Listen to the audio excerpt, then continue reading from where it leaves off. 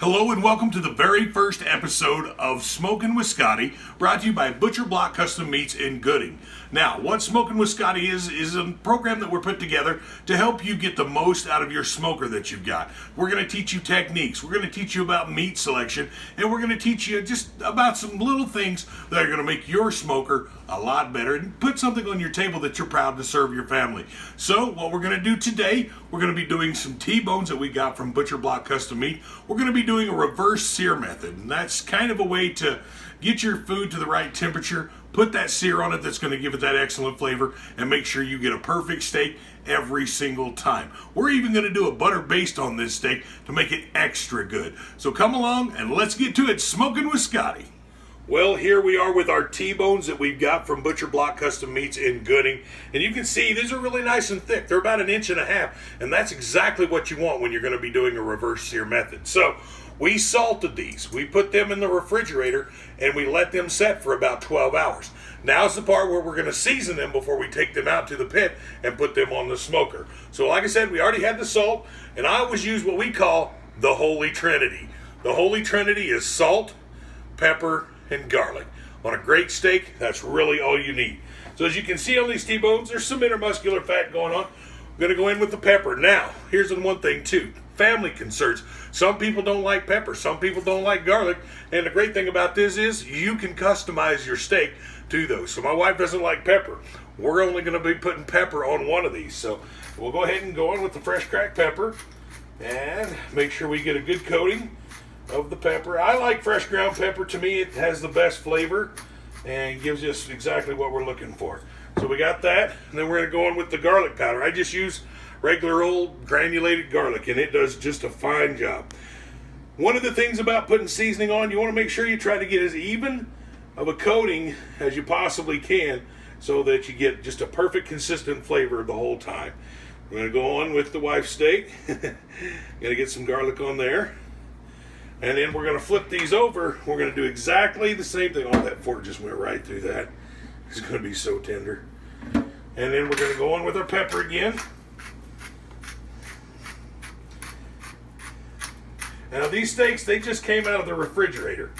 And the one thing that you want to remember when you're getting ready to put meat on the smoker, you want to give it about a half hour to come up to like room temperature. Once that steak is about the same temperature all the way through, it's going to give you a really even, consistent cook. So what we're going to do, we're going to get these seasoned up. We're going to let that seasoning set on them for about a half hour while I go out to the pit and we get it ready. So just season this one up with the garlic.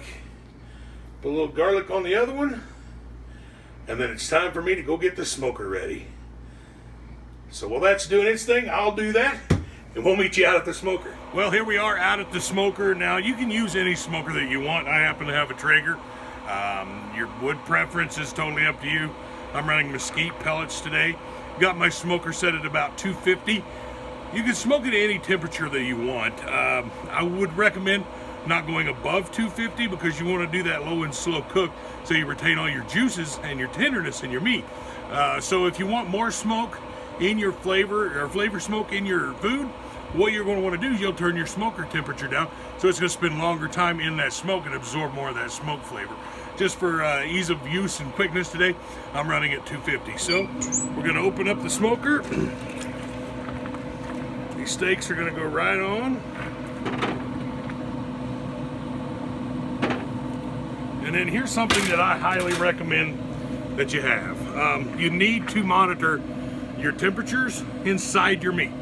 So the pit temperature is whatever, and the timing is whatever. Every piece of meat, it smokes differently. So you're going to want to maintain or monitor the internal temperature of the meat. And I've got this little thermometer set that lets me sit in the house, get things done inside there, or, well, pretty much drinking iced tea or whatever. But anyway, lets you sit in the house, monitor your temperatures inside your meat. So we're going to go ahead and insert the probe into the big fatty part. And then we're going to close that down. We're going to want to go ahead and hook up our probes into our transmitter.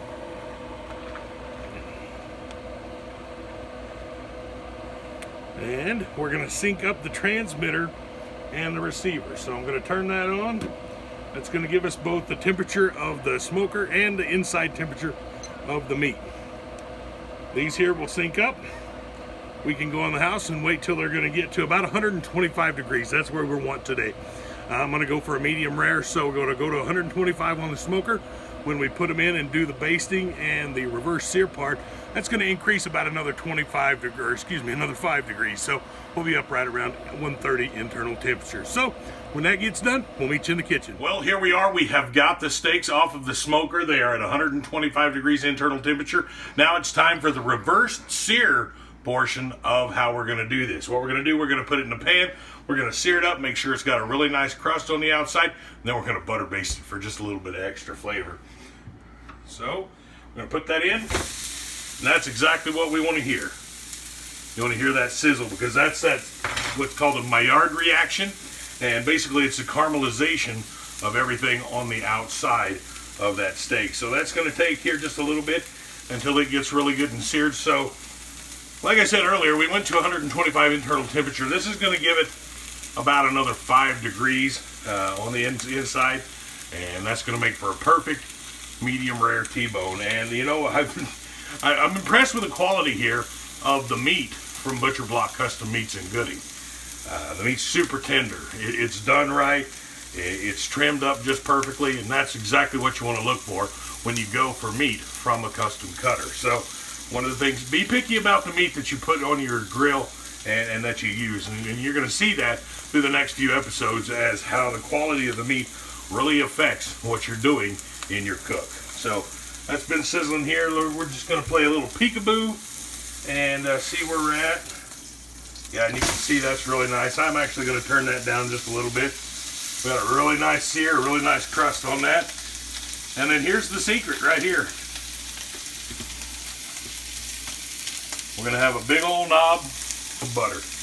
We're just going to throw that right in the pan. Going to let that melt down. Going to let it brown up just a little bit, because brown food tastes good. That's an Ann Burrell saying. Brown food tastes good. And you can see the brown that we got on that steak.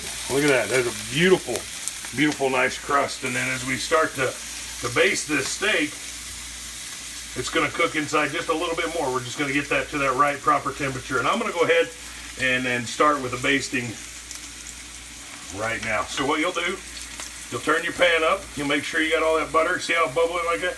And you're just going to spoon that right up on the...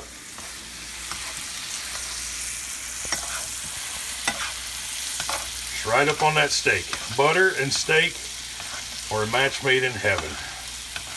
So make sure you get all that good and right on there. See how that butter's starting to brown up? That's exactly what we want. Baste that. That butter's actually going to go down inside there and help you out with your juiciness of this steak. And this is why I love the reverse sear method. And it's just like the perfect way to get your meat cooked.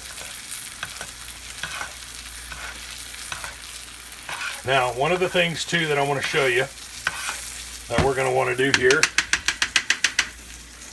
I'm going to go actually grab for my tongs. Hold on one second. As you can see, right along here, we got that roll, a little rim of fat. So we want to make sure that we get that rendered out really well. So we're just going to stand that right up.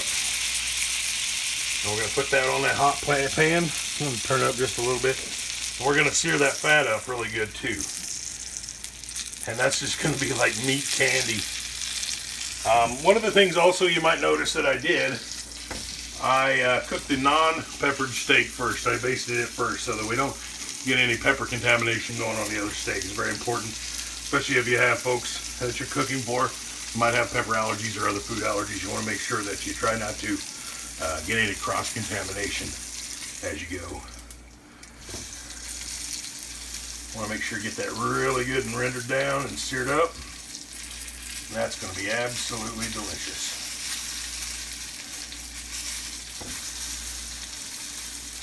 Absolutely. So you can see I got a good sear on that side.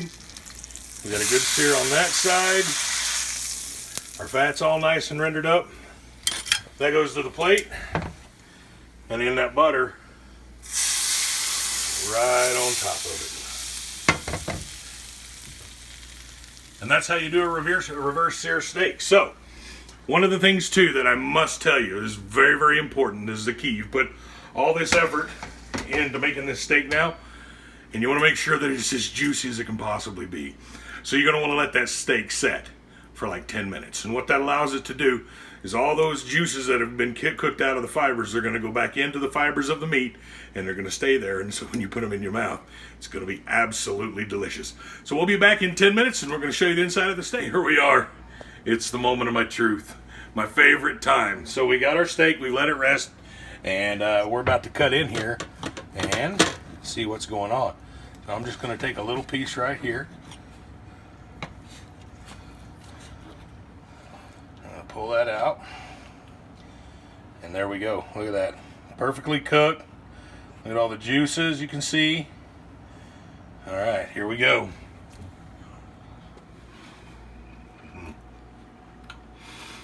Such good flavor. The meat is really coming through in that, and I get that saltiness because we did the dry brine. Of course, that's going to help carry that salt all throughout the meat, enhance the flavor. You can taste the butter. You can taste the smoke, but most importantly,